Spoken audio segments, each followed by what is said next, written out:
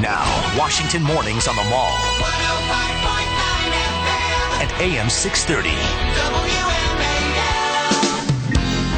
WMAL. It is 8:07 on WMAL, where Washington comes to talk. You know what? The people are lined up around the block today to get that new iPhone. It comes out today. Let me just say this about the iPhone. I'm a little disappointed because I found out that if you upgrade to the new iPhone, the new iOS, the operating system, right? They take away Google Maps, which is the best app that you can possibly get for the iPhone. Apple has done away with it because, of course, they're feuding with Google because they're competitors, and it's understandable.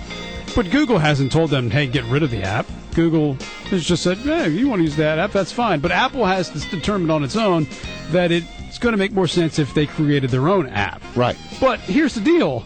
I don't want the new iPhone if I'm not going to have the Google Maps, because the Google Maps is great, and it's far better than anything Apple has right now.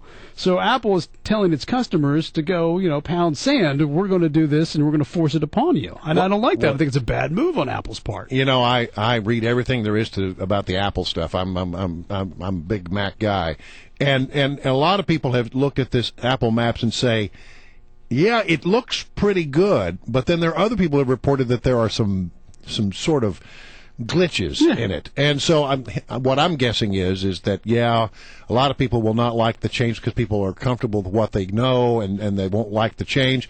But I hear that it looks pretty good and that it operates pretty well, and I'm pretty sure Apple will knock the glitches out in short order. I'm not paying $600 for glitches. I know. That's the thing. Well, there is that. There is that. I just don't understand it. But anyway... Newt Gingrich is online. Yes, well, that's what we were waiting on anyway. Former Speaker of the House. We were tap dancing. That's what you call tap dancing. Guy was running for office at one point. Mr. Speaker, how are you? I'm doing well. How are you? We're doing very well. I want to start off by talking about the situation with Fast and Furious and then Benghazi just briefly. Fast and Furious, we have gotten a report from the Inspector General's office that says, well, there were some people who messed up and they laid at the feet of the ATF and one Deputy Assistant Attorney General. But at the end of the day, they found that Eric Holder held no responsibility. What do you think about that? Well, makes you wonder then who's supposed to be in charge of the department.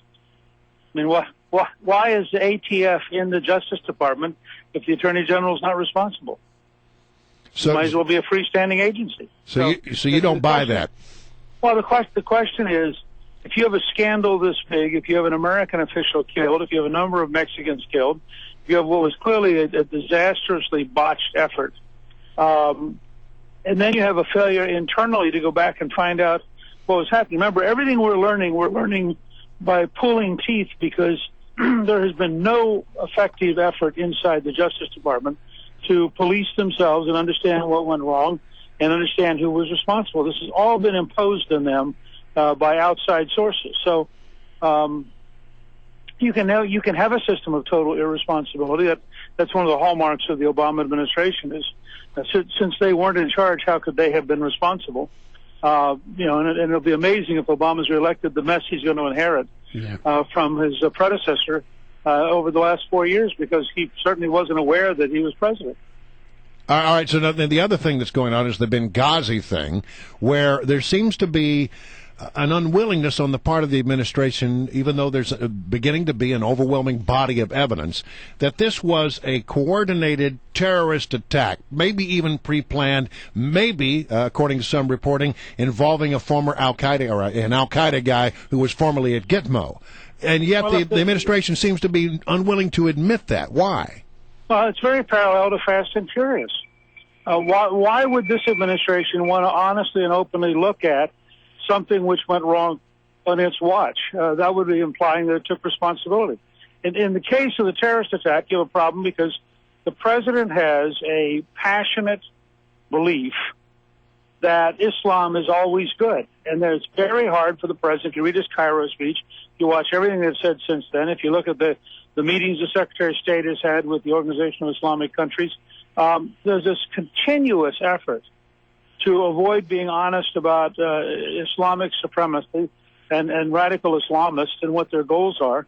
And, of course, if, in fact, Al-Qaeda is strong enough that it was able to send a message on September 10th And on September, which apparently is a videotape that was open source that people know about, and on September 11th in Benghazi, they were able to kill an American ambassador.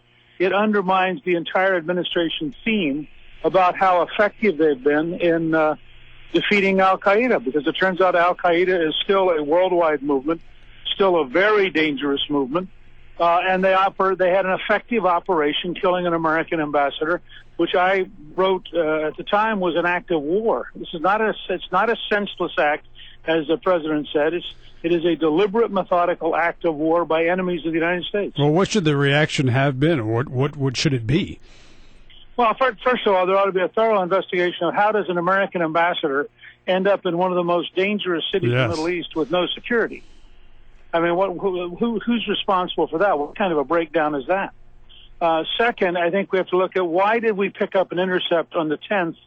And according to the administration, they were analyzing the meaning of the document says tomorrow, September 11th, will be a great day to kill some Americans. And they're analyzing the meaning of the document. It's pretty straightforward. So you have to look at the whole breakdown between intelligence and the State Department. And third, I think we've got to get a grip on how dangerous the region is. This is why we're doing a press conference at 9:30 this morning at the National Press Club, because I think one of our answers ought to be an aggressive, very powerful American energy plan so that we get out of relying on the Middle Eastern oil. There are 30 countries undertaking a mine-sweeping exercise in the Strait of Hormuz to prove we could keep it open against the Iranians. 30 countries have warships and aircraft in the Persian Gulf right now. I'd rather have more oil from North Dakota and no oil from Saudi Arabia and be able to say to the region, we are not going to depend on you or allow you to blackmail us. All right. Let me ask you, the president said the other day when he was asked about Egypt, he said they were neither an ally nor an enemy. How would you describe Egypt today? Well, first of all, I would suspend the $1 billion in aid that Egypt currently gets. You have the Egyptian prime minister this week in a BBC interview said that Americans had better start censoring people if they don't want to have more riots. Mm-hmm. I don't think us being lectured on suspending our Bill of Rights by an Egyptian prime minister whose government's getting $1 billion a year from us makes any sense at all. I mean, we have got to quit being sort of an Uncle Sugar who automatically says, let me try to make you like me. Let me give you some money no matter what you do to me, because it's sending exactly the wrong signals to the region. The Obama administration looks amazingly weak in trying to deal with these things. I want to ask you, I follow you on Twitter, and yesterday you were having a little fun at the president's expense because they have this sort of Obama campaign flag. It looks like, 5 fingers were dipped in red paint and streaked across, and then where the field of blue would be in the American flag, they have the Obama logo. Right. And it's getting a lot of comment, but you are making just outright fun of it. Well, we've put together a little poster that has the American flag with Mitt Romney and the Obama flag with Barack Obama, and we have a contest underway at newt.org, which we started on Twitter, and asking people to tell us what we should call this poster. I originally had under it YouTube, but we've had all sorts of people sending in things on Twitter, and we're going to post a whole bunch of them. I must say, very funny stuff. Some really, really funny stuff. Oh yeah, I mean, people have just reacted.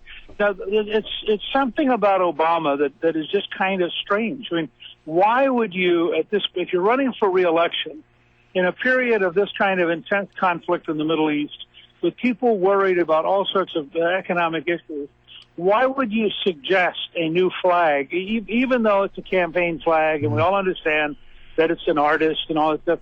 But I am told the president himself tweeted it and sent it out. Now, this is just it's sort of mind-bogglingly out of touch with reality. All right, Mr. Speaker, good to have you on. It's going to be at the press conference today, National Press Club at 8:30 and 9:30. No, I'm sorry, 9:30. And new ebook, No Taxation by Misrepresentation. Good to have